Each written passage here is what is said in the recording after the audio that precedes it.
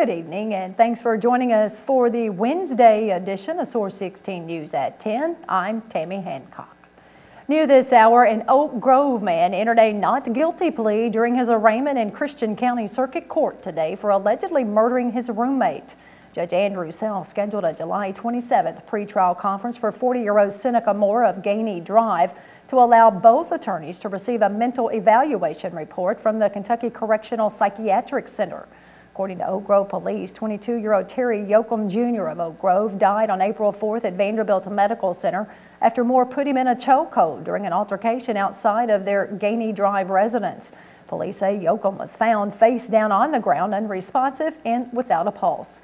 Moore is currently lodged in the Christian County Jail.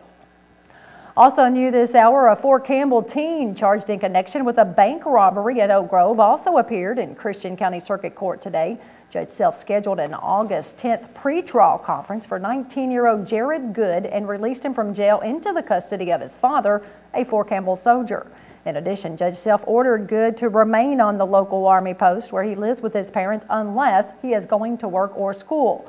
Meanwhile, Assistant Commonwealth's Attorney Michael Cutoff requested the team be required to have sobriety checks. On May 4th, Oak Grove Police reported the 19-year-old entered the BB&T Bank located in the 15,000 block of Fort Campbell Boulevard, demanded money, and then went to Walmart where he allegedly stole several televisions. He's charged with second-degree robbery and one count of theft by unlawful taking over $500. As we reported at 6, a tragic house fire in Callaway County claimed the life of a toddler this morning and is under investigation by the State Fire Marshal's office.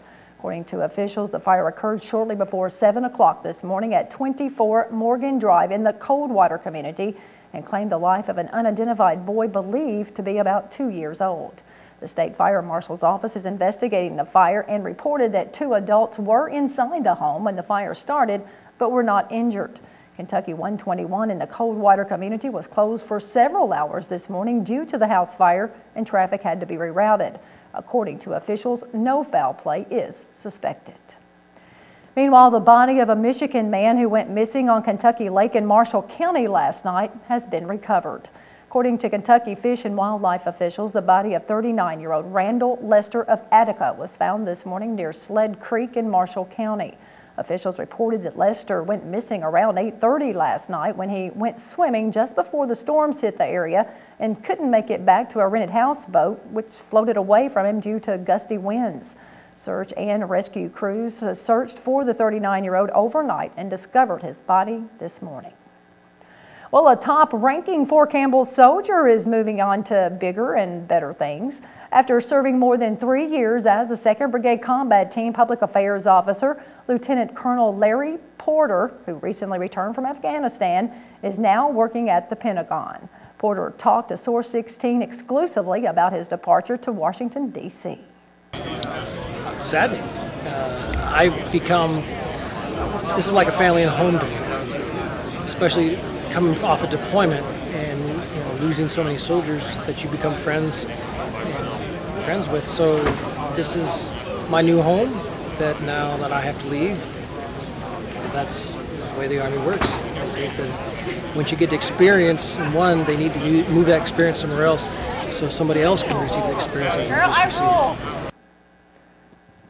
The Lieutenant Colonel told us his first day on the job was this week and that his new role includes working with all branches of the military. A remembrance ceremony honoring 7 fallen soldiers from the 101st Airborne Division was held earlier today at the local post. This month's remembrance ceremony honored 35-year-old Sergeant First Class Charles Lewis Adkins of Ohio and 28-year-old Sergeant Linda Pierre, who died April 16th as a result of a suicide attack during a meeting at a forward operating base.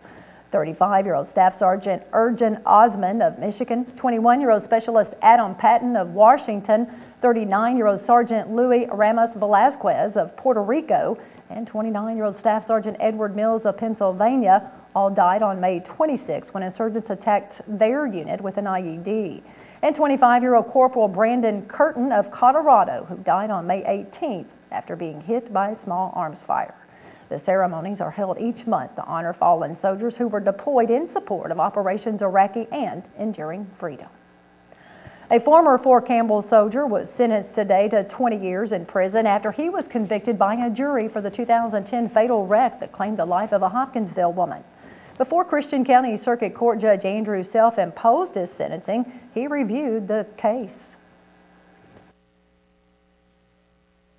Some might believe, Mr. Kristoff, that the verdict in the sentence was not harsh enough. Others might believe that it was too harsh. But regardless, because it was the result of a fair process, the verdict is the verdict.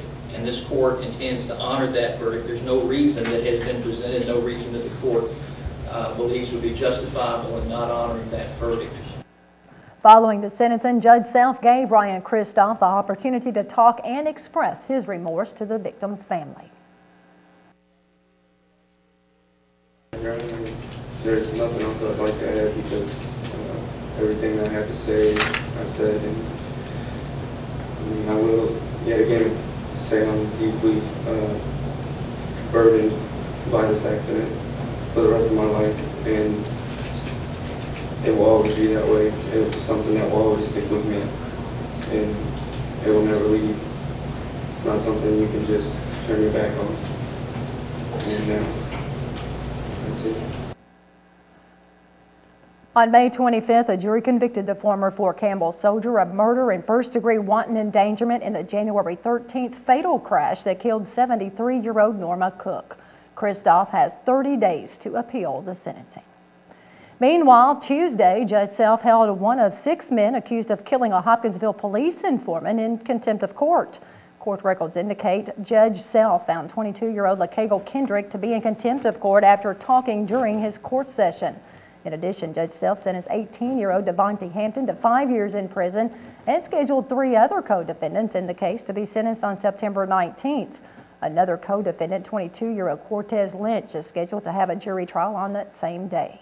As we previously reported, the 6 men took a plea deal and entered guilty pleas for their roles in the July 2009 beating death of 41-year-old John Lyle.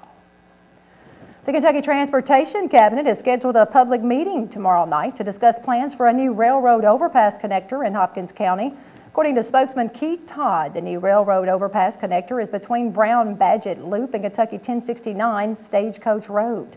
The overpass will replace a wooden structure that was closed to traffic in October 2007. Todd says the new concrete bridge will restore traffic between Brown-Badgett Loop and Madisonville North Hopkins High School to Stagecoach Road, and will also be able to handle school bus traffic, which was unable to cross the old bridge. Everyone interested in this project is urged to attend the public meeting tomorrow night from 6 until 7:30 at Madisonville North Hopkins High School. Motorists traveling on Interstate 24 in Graves County tomorrow need to be aware of lane restrictions and a ramp closure. A Transportation Cabinet contractor plans to close the I-24 westbound exit ramp at US 62 exit 27 in Calvert City to allow paving as part of ongoing resurfacing on the interstate. The I-24 exit 27 westbound exit ramp will be closed around 6 o'clock tomorrow morning and is expected to be completed by 11 o'clock tomorrow morning. Meanwhile, around 11 o'clock tomorrow night, the Marshall County maintenance crew plans to restrict traffic to 1 lane on US 62 at the crossover for the eastbound exit 27 ramps to repair a monster pothole. Officials say the overnight work to dig out the bay should be completed by about 8 o'clock Friday morning, followed by repaving of the crossover area. Motorists who wish to access US 62 during the ramp closure can take the Purchase Parkway northbound to reach US 62. A second Arkansas man is in police custody in connection to a kidnapping and armed robbery that occurred in Clarksville last month. Around 10:30 on June 24th, Clarksville police report a 35-year-old man was withdrawing cash from an ATM at Lafayette Road and Fort Campbell Boulevard when he was robbed at gunpoint of $400 and then forced back into his vehicle where a second gunman was waiting. Police say the victim was then forced to drive to multiple ATMs under threats that he would be killed if he didn't cooperate, and the suspects grabbed an additional $200 from those ATMs. Around 10:30 last night, 24-year-old Brian Patrick Pierce of Warren, Arkansas, was extradited by Little Rock officials to Clarksville. The second suspect, 22-year-old Dexter Dwayne Alcorn of Little Rock, was arrested on June 24th. Both men are lodged in the Montgomery County Jail on aggravated robbery and kidnapping charges under a $100,000 bond. Police say the two men were visiting friends in Clarksville, committed the crime, and then went back to Arkansas. Governor Steve Beshear today directed that flags at all state office buildings be lowered to half-staff tomorrow in honor of a deputy state fire marshal who died last week. 49-year-old Charles Sparks reportedly suffered a heart attack last Friday, July 8th, while battling a fire in Adair County. He was a 23-year employee of the State Fire Marshal's office. Most recently, Sparks served as an assistant chief with the Adair Columbia Fire Department, where he served for 32 years. In addition, he was a Kentucky Fire and Rescue training instructor. The governor encourages individuals, businesses, organizations, and government agencies to join in this tribute from sunrise to sunset tomorrow. A Trigg County graduate has been awarded a Trooper Island scholarship from Kentucky State Police in Mayfield. On July 7th, 17-year-old Devon Wharton, a 2011 graduate of Trigg County High School, was awarded the $1,000 scholarship. Wharton, pictured here with KSP Commander Nathan Kinn in Mayfield, was selected after a statewide application process which began in November 2010. Wharton plans to attend Western Kentucky University this fall.